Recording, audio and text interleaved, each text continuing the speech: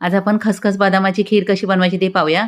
तर मी 25 ग्रॅम खसखस आणि मूठभर बदाम 2 तास भिजवून घेतले आहेत. खसखसीतलं पाणी काढून घ्यायचं आहे, बदामाची साल काढून घ्यायची आणि दोन्ही मिक्सरमध्ये बारीक वाटून घ्यायचं आहे. पाणी जास्त वापरायचं नाही, नाहीतर मग लवकर बारीक होत नाही. आता एका भांड्यामध्ये काढून घ्यायचं आहे खसखस बदाम वाटलेले. याच्यामध्ये 1 कपभर दूध घालायचं आहे.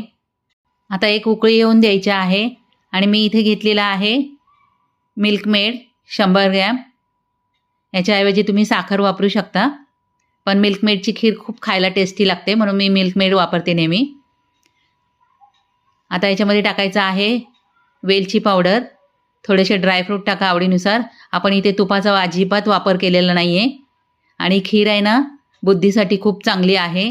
तर आपल्या लहान मुलांना ही खीर बनवून द्या आणि खीर उपवासाला पण चालते आणि जास्त वेळ लागत नाही खीर बनवायला. तर नक्की बनवून बघा.